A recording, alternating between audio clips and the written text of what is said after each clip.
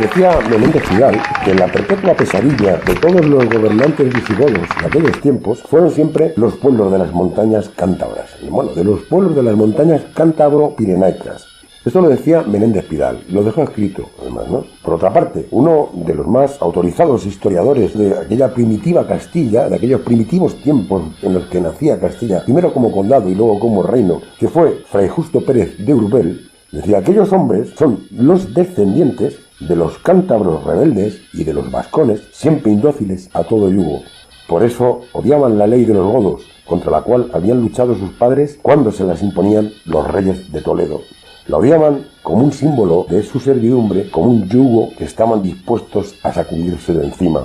El carácter apartadizo de aquellos foramontanos era un motivo de alarma en los centros de la corte visigoda. Ya en tiempos del rey Ramiro I habían tenido la audacia de nombrarse a sí mismos como jueces, cuando estaba bien claro que la ley de los godos impedía que nadie pudiera establecerse el juez si no era nombrado por el rey o por su propio representante. Es decir, este señor, este historiador de los tiempos de aquella primitiva Castilla, ya calificaba a los castellanos primigenios como los descendientes directos de aquellos cántabros rebeldes y aquellos vascones rebeldes, sin ninguna duda.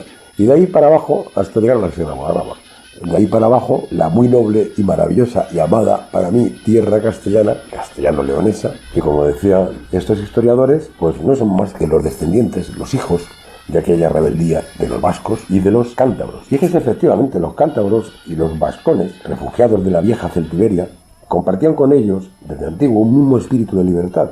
Rechazaban ahora a los castellanos a los musulmanes también, ¿no? Como habían hecho anteriormente con los visigodos de Toledo. Y se oponían igualmente a las pretensiones imperiales del reino neogótico astur-leonés, dando origen al pueblo castellano. De este modo, cántabros, vascones y godos, hombres de la vieja Celtiberia, se fueron fundiendo, como recordaba Sánchez Albornoz, en una gran simbiosis, digamos, de convivencia, que habría de dar al mundo pues un nuevo y glorioso ente histórico que se llamaría años más tarde Castilla. Y así nace Castilla, por el pulso de unas gentes que ven en la estrechez de las montañas del norte, que ya no caben allí y se tienen que abrir, se ven obligados a abrirse camino por tierras de la meseta y las sierras del interior, hasta llegar a la Sierra de Guadarrama, ¿no? Por los valles de la cabecera del río Ebro. A estos hombres se les llamó los foramontanos. El foramontano pertenece a esa categoría de hombres que habían de enfrentarse a lo desconocido y que estaban dispuestos a ello, que abandonaron la seguridad que aportaban los valles de las montañas cantábricas y pirenaicas y se metieron en la meseta ocupada por aquellos tiempos por los musulmanes.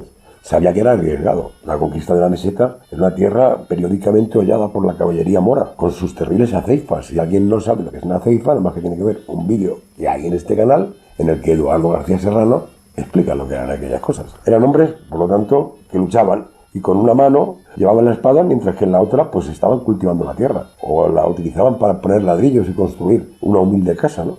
De esta forma cada primavera iban ocupando un alcor que inmediatamente habían de fortificarlo. No les quedaba más remedio, no podían jugar a otra cosa, porque de esa forma la prisa, ¿no? La presura, se convierte en un título de propiedad sobre los bienes abandonados por el enemigo y que se reparten entre todos por igual. No hay nada más curioso para los que conozcáis Castilla la Vieja que ver como en cualquier pueblecito, en cualquier aldea, las casas, la mayor parte de las casas campesinas, todas tienen un blasón, todas tienen su escudo. Aquellos habitantes de esas tierras de Castilla, y cuanto más al norte subamos, más se daba esto, eran todos hidalgos. Estos hombres, además, se movían impulsados por un instinto muy fuerte de supervivencia que se ha de expresar en dos palabras. La palabra fueros y la palabra reconquista. El foramontano, el hombre que salía de los montes cántabros, que no fue castellano, se convirtió, tras abandonar la estrechez precisamente del intramonte, en un individuo libre que se iba construyendo poco a poco una propia patria libre que años más tarde llamó Castilla. Desde los valles de intramontes, es decir, los valles de Cahuérniga, allí en Cantabria, puertos de Palombrera, el Escudo, desde el país de los vascones, o por la Sierra de Salvada o el puerto de Orduña, fue poco a poco emergiendo el pueblo castellano. El pueblo castellano nace ahí arriba, en esas tierras cántabras, donde hoy nace el Ebro, muy cerca de Reynosa. De tal magnitud fue la aportación de los vascones, que aquel puñado de valles y montañas entre el mar y el Ebro, que después fueron el condado de Lara, estuvieron a punto de llamarse Bardulia, o las Bardulias, y no Castilla, precisamente. El nombre de Bardulia procede de los bárdulos, que eran una tribu primitiva de la que proceden vascos de las tres provincias. Fijaros hasta qué punto Castilla es la hija directa de los vascos. Por eso en Castilla siempre se ha amado tanto a los vascos. Por eso en Castilla siempre se ha amado tanto a los cántabros. Por eso en Castilla siempre se ha amado tanto a los astures. Por eso en Castilla siempre se ha vivido mirando hacia el norte más que hacia el sur. La presencia vasca en el nacimiento y desarrollo de Castilla se hizo presente y se hizo patente en multitud de topónimos que aún están. Es que nada más que recorrer la sierra de Guadarrama para ir viendo valles, montes, que son nombres topónimos vascos. Dice, bueno, uno se pregunta cuando no sabe de qué va la película, ¿y esto por qué tiene nombre vasco? O ver las iglesias que hay en la Sierra Pobre de Madrid, en los pueblos de la Sierra Pobre de Madrid, que están construidas tal y como lo construyeron los navarros, los vascos, sin la torre del campanario, es decir, con una estructura construida en el frontal de la iglesia para albergar las campanas, el campanario pues sin torre. Eso no se ve en otras partes. Es decir, la presencia del pueblo navarro y vasco en el desarrollo de Castilla está presente, constantemente presente. Incluso en otros tiempos la onomástica, que también la declara raíz euskérica, hasta las riberas del Duero o las estribaciones de la Sierra de la Demanda en Soria, vascones, vasconcillos, villavascones, vascuñana, zayas de vascones, etcétera, etcétera, etcétera, etcétera, nombres de topónimos también, por Tierra de la Rioja, por Burgos, por Valencia, por Soria, que denotan la presencia y la acción repobladora de esos grupos humanos procedentes de aquellas montañas del norte. Así, de la fraternidad entre la más auténtica Castilla y el pueblo vasco, hemos de destacar una fecha es esencial. Se trata del año 1200, en que los guipuzcoanos, disgustados con los reyes navarros, le ofrecieron a Alfonso VIII el señorío de su estado, que el rey castellano naturalmente aceptó, quedando así los vascos unidos para siempre a la corona de Castilla. Y hemos de destacar además que esta unión no solo fue pacífica y libremente aceptada por los guipuzcoanos, sino que fue incluso propuesta por ellos mismos. Y es una fecha y un hecho tan importantes de resaltar para el mutuo conocimiento de ambos pueblos, castellanos y vascos, y su más auténtica tradición, que se niega a reconocer los que tachan a los castellanos de imperialistas y quieren provocar al mismo tiempo, y mediante, digamos, el falseamiento de la verdadera historia, el separatismo vasco y su enfrentamiento a Castilla, que es absolutamente falso. Eso sí que es falso. Se trata en esta fecha solo de Guipúzcoa, debemos subrayar, pues Álava ya estaba unida a Castilla de antes.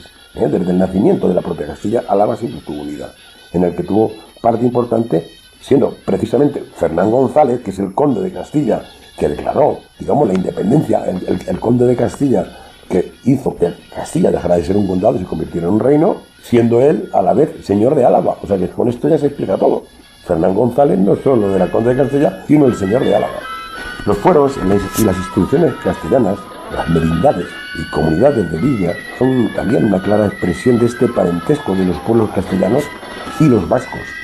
En el momento en que pronuncio estas palabras, puedo ver y oír en un programa de televisión española que se llama Raíces, tocar unidos a un chistú vasco y a una dulzaina castellana en una fiesta popular del País Vasco, y que estáis oyendo ahora vosotros también. Un aurrescu, concretamente, interpretado por una dulzaina también. En ella participa, pues bueno, acuérdense ustedes, los que tienen ya una edad, el gran maestro Agapito Marazuela, segoviano. Eso a muchos les suena a risa, ¿no? Incluso el nombre de este señor, pero es una gran institución. En Segovia hay una estatua de él, que insiste en este parentesco de los pueblos vascos y castellanos y sus más simbólicos instrumentos musicales. En fin, se puede hablar muchísimo sobre esto, se puede continuar eternamente, porque es que se podría entrar y tocar muchos palos de la baraja. Pero es absolutamente interesante ver este parentesco, esta unión, digamos, prácticamente filial que existe entre castellanos, vascos y cántabros. Y astures también habría que decir, ¿eh? Pero bueno, esas tierras del norte, pero concretamente con los vascos. No hay pueblos más queridos para un castellano que los vascos.